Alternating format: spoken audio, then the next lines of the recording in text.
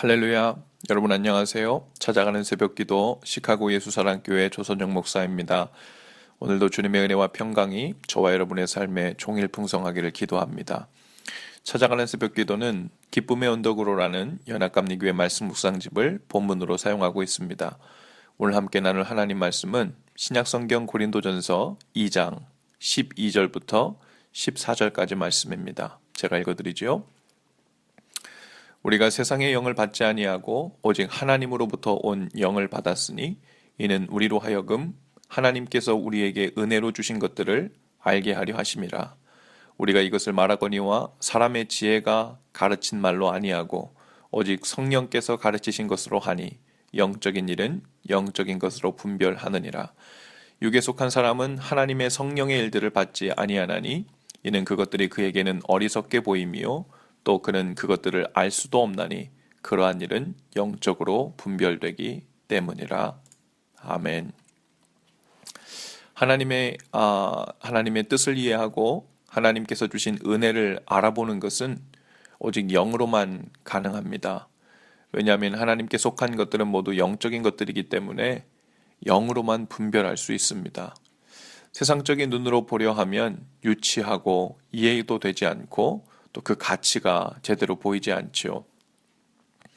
하나님께서 아담과 하와를 지으시고 동산 중앙에 선악과를 만드신 후에 그것을 먹으면 죽는다고 하셨어요. 죄의 싹은 사망이기 때문입니다. 아담과 하와는 그 보암직도 하고 먹음직도 한 그 실과를 따먹었지요. 결국 죄가 그들 안에 들어갔습니다. 그러나 즉시로 그들이 죽지 않은 것처럼 보였습니다. 하지만 약속대로 그들에게는 두 가지 죽음이 실제로 찾아왔습니다. 하나는 영적인 죽음이고 또 하나는 육적인 죽음입니다. 그들에게 즉시로 찾아온 죽음이 바로 영적인 죽음인데요. 영적인 죽음이란 하나님의 영과 우리의 영이 죄로 인해 분리되게 된 것을 말합니다. 본래는 인간은 하나님과 함께 동산도 거닐면서 사랑의 교제를 하는 관계였습니다. 그러나 죄가 들어오면서 우리의 영은 하나님의 영과 분리가 되었죠. 그 후로는 모든 세대가 태어나면서부터 영적인 존재이긴 하나 하나님의 영과 분리된 상태, 즉 영적으로 죽어있는 상태로 태어나기 때문에 스스로 하나님을 지각하고 알아보는 능력이 없어진 것입니다. 그래서 모든 사람은 태어나면서부터 자신이 어디로부터 왔는지 또 무엇을 위해 오늘을 살고 있는지 자신이 죽으면 어디로 가게 되는지에 대해 전혀 알지 못하는 상태에서 마치 영적인 고아와 같은 상태로 이 땅을 살아가게 되지요. 이것이 모든 인간이 가지고 있는 근본적인 고통이고 두려움입니다. 하나님과의 영적인 분리, 그것이 바로 인간에게 닥친 영적인 죽음이었습니다. 이사야 59장 2절에 보면요. 오직 너희 죄악이 너희와 너희 하나님 사이를 갈라놓았고 너희 죄가 그의 얼굴을 가리어서 너희에게서 듣지 않으시게 함이니라 라고 했습니다. 아담과 하와의 범죄함으로 인해 들어온 죄의 결과는 두 번째로 육적인 죽음이었습니다. 본래 인간은 영원하신 하나님과 영원히 함께 사는 존재로 창조되었죠. 그러나 죄로 인해 에덴 동산에서 쫓겨났고 영원한 생명을 주는 생명나무로부터 멀어지게 되었습니다. 물론 여기서 생명나무란 일종의 은유입니다. 영원한 생명을 주시는 분은 오직 하나님이시지요. 죄로 인해 육적인 죽음이 모든 사람들에게 임했고 아담과 하와가 죄를 짓고 금방 죽지는 않았지만 영원한 존재에서 한시적인 시간을 사는 육적인 죽음을 맞이하는 존재가 된 것입니다. 이렇게 죄의 결과는 영적인 죽음과 육적인 죽음으로 나타났어요. 그래서 우리의 구원자로 오신 예수님께서 하신 일이 십자가에서 우리의 죄를 사하시고 이 두 가지 죽음의 문제를 해결하신 일입니다. 먼저 예수님이 십자가에서 나의 모든 죄의 짐을 대신 지셨다는 것을 믿고 예수님을 나의 구원자요 내 삶의 주인으로 모셔드린 사람들에게는 하나님의 영인 성령이 임했습니다. 고린도전서 12장 3절에 보면 누구든지 성령으로 아니하고는 예수를 주시라 할 수 없느니라 라고 했습니다. 즉 예수님을 영접하는 자들마다 하나님의 자녀가 되었고 그 증거로 성령이 그들 속에 거하시게 되었습니다. 즉 그동안 영적인 죽음으로 인해 영이신 하나님을 인지하지 못하며 살았던 사람들이 성령 하나님을 통해 영적으로 다시 영적인 연합이 이루어진 것입니다. 우리의 죽었던 영이 성령님과 다시 연합되면서 다시 살아난 거예요. 그것을 우리가 영적으로 다시 태어났다고 하고 거듭났다고 말합니다. 겉으론 별로 달라진 것이 없어 보이지만 하나님의 영으로 그 영이 새롭게 된 사람들은 완전히 새로운 피조물이 된 것입니다. 또 예수님은 부활을 통해 육신의 죽음의 문제도 소멸하셨습니다. 인류의 죄가 시작된 이래로 육적인 죽음을 피해간 사람은 없었습니다. 진시황처럼 불로초를 구해 영원히 살아보고자 온갖 노력을 다한 사람도 결국 모두 죽었습니다.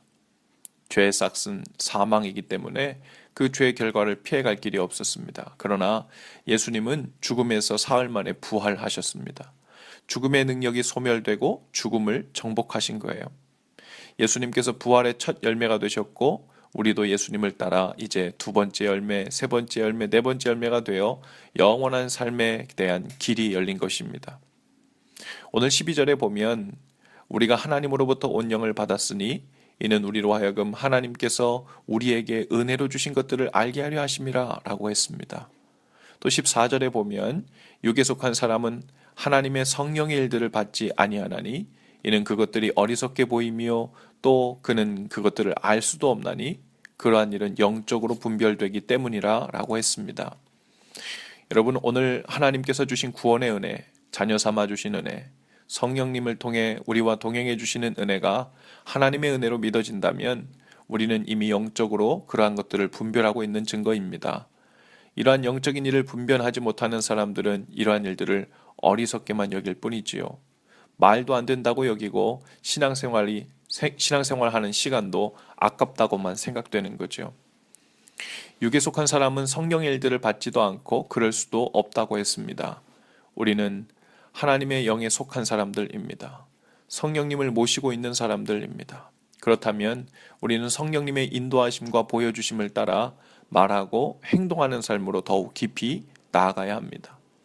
하나님께서 주신 모든 은혜들을 믿으면서 정작 날마다 우리 속에서 말씀하시는 성령님의 음성을 들으려 하지도 않고 관심도 두지 않고 있다면 그것은 마치 보화를 두고도 관심 없는 듯 무심하게 지나치는 것과 같습니다.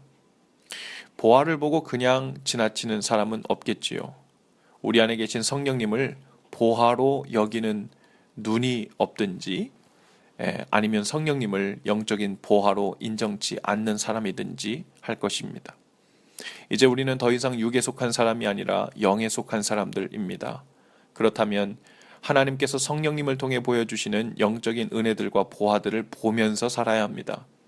세상의 눈이 아니라 성령께서 보게 하시는 가치로, 그 새로운 가치 기준으로 우리에게 주어진 모든 것들을 다시 보게 되는 것입니다.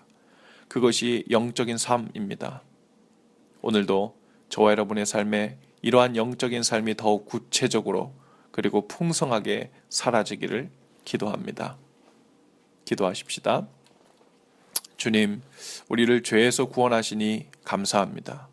죽었던 우리 영을 살리셔서 이제는 더 이상 세상의 눈이 아니라 성령님을 통해 보게 하시는 하늘의 영적인 가치를 보고 사는 은혜를 주심에 감사합니다.